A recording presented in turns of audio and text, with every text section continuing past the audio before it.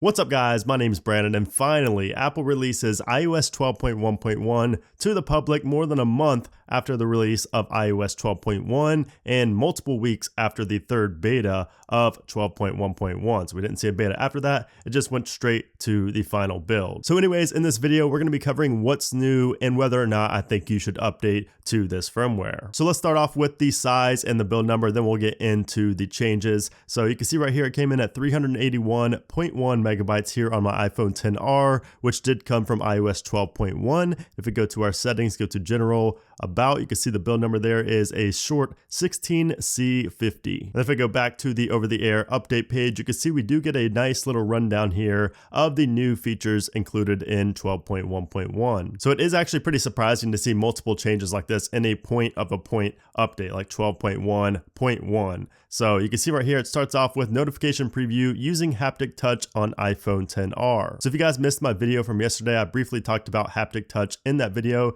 Basically, it was a video about why I sold my iPhone XS for XR, and I touched on Haptic Touch, kind of comparing it to 3D Touch and how I don't think it's as good.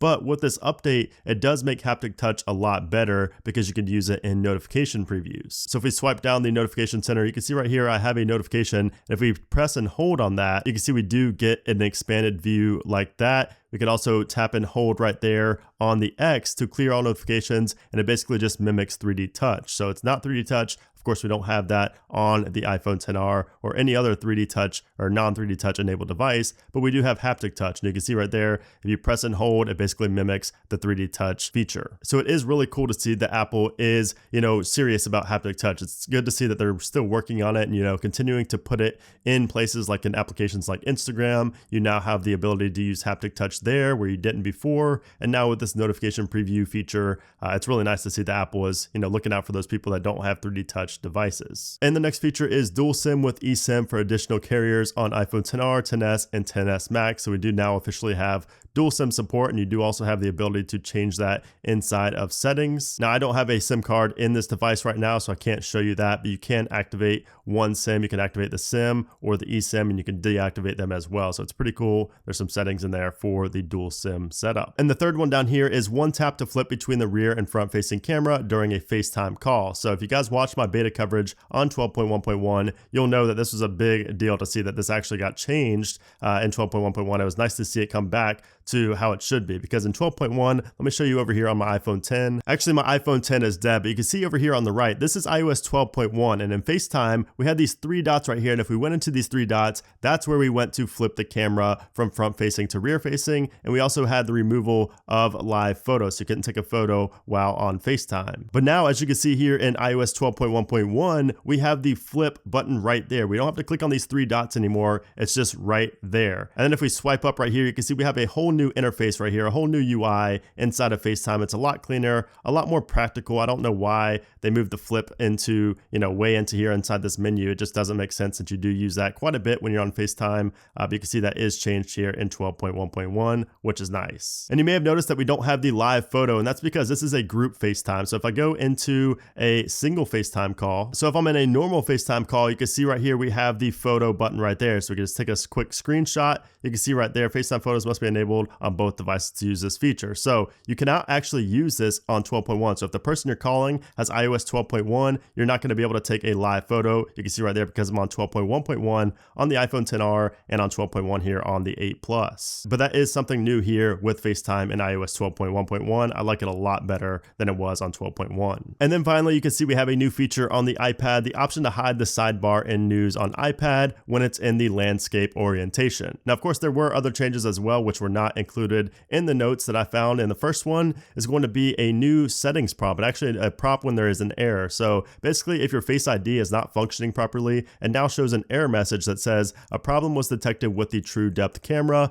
Face ID has been disabled, and it will actually show this in your Face ID and passcode settings. You can see right here, there's a whole page on it on Apple support on the website. You can see it on the screen right now. So really interesting new error message there in 12.1.1. Another small but welcome change is is that the text is actually bigger in the dialer in the phone. So if you go to the phone, look at the letters underneath each number. You can see that they're definitely bigger here in 12.1.1 compared to 12.1 and other versions of iOS. So I really like this because they're more pronounced and you can actually see the letters a lot better than you could on 12.1. And then another very subtle change is that the Apple Watch logo here in the Apple Watch application has now been updated to reflect the new Apple Watch Series 4 instead of the Series 3 like it was with 12.1. And of course, there are a lot of other bug fixes and security enhancements as well with iOS 12.1.1. Those are just on the back end, nothing that you're going to see or notice. Now, I know a lot of people did have issues with their cellular connectivity and their Wi-Fi connectivity with iOS 12.1. I personally did not have too many issues with that at all,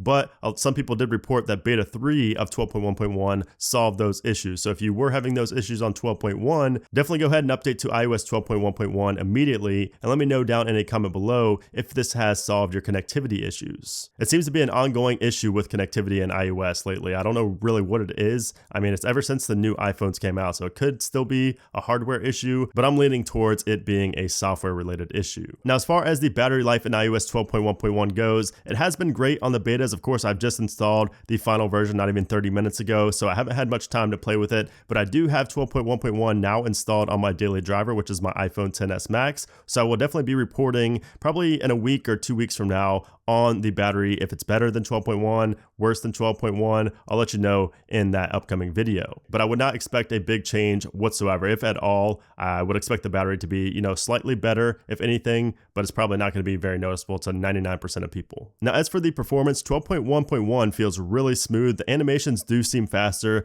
than 12.1, but the overall just raw performance and opening up applications and, playing games and everything seems about the same as 12.1. So don't update to 12.1.1 if you're trying to get, better performance out of your device, because you're not going to get that with this update. But of course, the good thing is that it's not going to slow your device down. It's not going to make it slower than it was before, like we've seen in previous iOS releases. So that is good news about 12.1.1 here. So that is my review of iOS 12.1.1. Now, should you update to this software version? And the answer to that is definitely yes. Unless you're trying to jailbreak, you should definitely upgrade to 12.1.1. Even if you're coming from 12.1, there are some noticeable changes here in 12.1.1 as I've showcased in this video. Of course, there are a lot of other backend fixes as well, which may fix problems that you didn't even know you had, or you may encounter later on down the road. So definitely go ahead and update to 12.1.1. You will not be disappointed. Again, it is a relatively small update, so it should not take very long at all. Just make sure your device is 50% or higher when you do go ahead and do the update over the air. So anyways, guys, that's pretty much it for this video. That is iOS 12.1.1. Let me know down in a comment below if you have installed iOS 12.1.1 and how you're liking it so far, or maybe not liking it. Also, make sure to give this video a thumbs up if you did enjoy it. I always appreciate that. Of course, subscribe as well. If you are new here, I do cover everything new in iOS and in the iPhone world. But anyways, guys, thanks again for watching the video, and I'll see you soon.